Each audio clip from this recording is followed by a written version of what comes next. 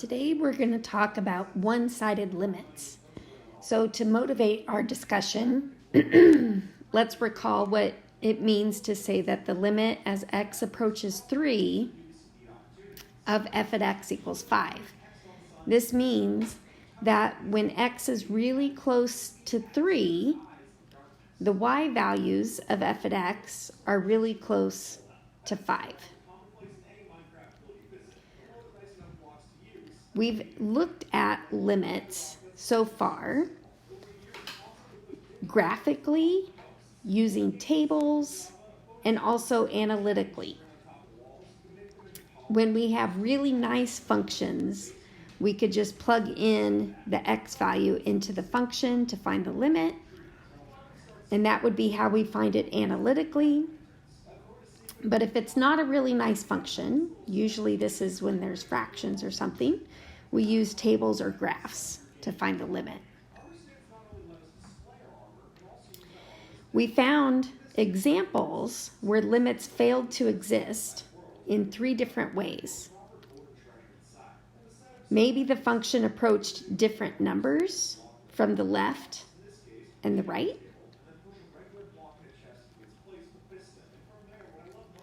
Or maybe the function exploded, where the y values were going off to positive infinity or negative infinity. Or maybe the function was oscillating. It was bouncing back and forth between a couple numbers. That's where limits failed to exist. What we're going to look at today is functions looking at limits going from the left side and the right side. So these are our one-sided limits. So I want you to think about the number line. Somewhere we mark 0 on the number line, and moving to the right, we have the numbers +1, +2, +3, +4. We usually don't say +1, we just say 1. But going to the right, we have positive numbers, and moving to the left, we have negative numbers. So numbers to the right of 0 are positive. Numbers to the left of 0 are negative. So I want you to recall this as we think about the notation for a one-sided limit.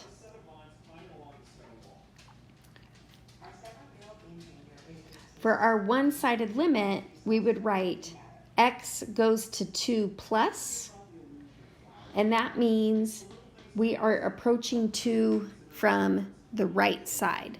So I like to think about a person walking on the number line, and they are coming in from the right side. So numbers that are coming in from 2 plus, coming in from the right side, are numbers like 2.1, 2.01, 2.00001. All these numbers are bigger than 2 and on the right side of 2 on the number line. Similarly, if we write x approaches 2 negative or 2 minus, that means we're approaching 2 from the left side. And so numbers that I would plug in here are like 1.9, 1.99, 1.99999. Those would be numbers on the left side of 2. So now that we have the idea of notation, let's do some examples. Here we're going to let f at x be the function negative x squared minus 4x plus 7 if x is less than 2, and it's negative x plus 8 if x is greater than or equal to 2. Many times when we're working with one-sided limits, a good example to work with is a piecewise function. So remember that piecewise functions change the output rule depending on where we are in the domain.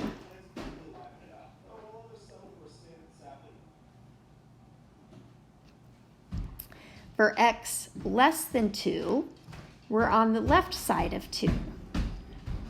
For x greater than or equal to 2, we're on the right side of 2.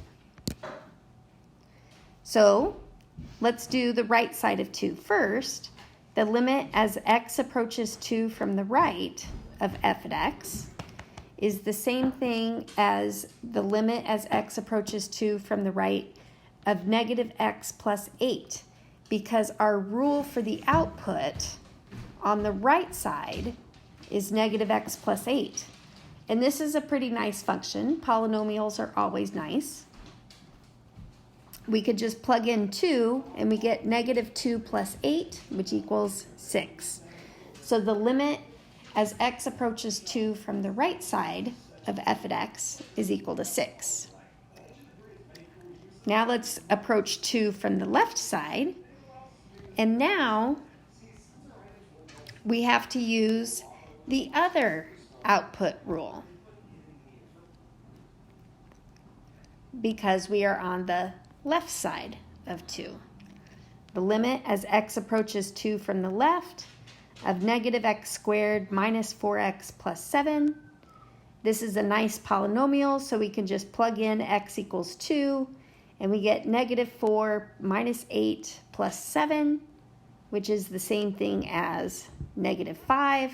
And I see that our one-sided limits are not equal to one another, and so we would say the limit as x approaches 2 of f at x does not exist. Because from the left side, we were getting really close to negative 5, and on the right side, we were getting really close to positive 6, and those are nowhere near each other. They're not equal to each other. The big thing is they're not equal to each other, and so the limit does not exist. Let's do another example. Let's let g of x be the piecewise function x minus 1 squared if x does not equal 1, and it equals 3 if x equals 1. We could sketch a quick graph. I didn't do that on the last one. That's also a possibility, is sketching graphs. This looks like a parabola when x does not equal 1. So I have a hole at the point 1, 0. And then we plug in x equals 1, and it says that the output is 3.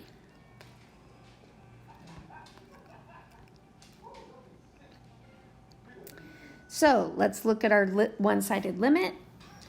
The limit as x approaches 1 from the left side of g of x is the limit as x approaches 1 from the left side of x minus 1 squared.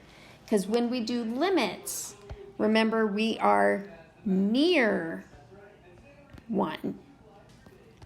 And our piecewise function says we get to use the output x minus 1 squared as long as we are not equal to 1. So when you are near 1, you're not actually equal to 1. And so plugging in x equals 1, because I have a nice polynomial, I get 1 minus 1 squared, which equals 0. What's the limit as x approaches 1 from the right side of g of x? Well, that would be the limit as x approaches 1 from the right side of x minus 1 squared. This is a nice function, so x equals 1, we could just plug it in, and we get 1 minus 1 squared, which equals 0. And since the one-sided limits are equal to each other, we can write the limit as x approaches 1 of g of x equals 0. So I mentioned that piecewise functions are an excellent example to use for one-sided limits, because we break up the output rules according to the domain. And so looking at those limits where the output rule changes helps us to know whether the function has a limit that exists there. The other place that we see one-sided limits happen a lot is with absolute value. So let's let h of x be the function absolute value of x divided by x for x not equal to 1.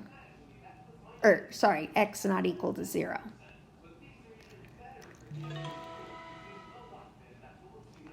The limit as x approaches 0 from the right side of the absolute value of x over x, well, we're plugging in numbers bigger than 0, and so the absolute value of a positive number is itself.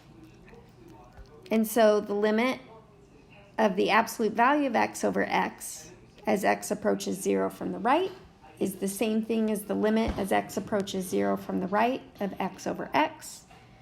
And that's the limit as x approaches 0 from the right of 1. And that just equals 1. The limit as x approaches 0 from the left side, inside my number is negative. And the absolute value of a negative number is the opposite of that number. We know it's positive. So I get negative x over x, which simplifies to negative 1. And the limit of negative 1 as x approaches 0 from the left is negative 1. And so our one-sided limits are not the same. And so we say the limit as x approaches 0 of the absolute value of x over x does not exist. If I wanted to sketch a graph of this function, it looks like the horizontal line y equals 1 when x is positive, and the horizontal line y equals negative 1 when x is negative. And there is a hole at the ends. What? So this is our one-sided limits. Just remembering what our notation means for the one-sided limits. If we say 0 positive, we're on the right side. And if we say 0 negative, we're on the left side.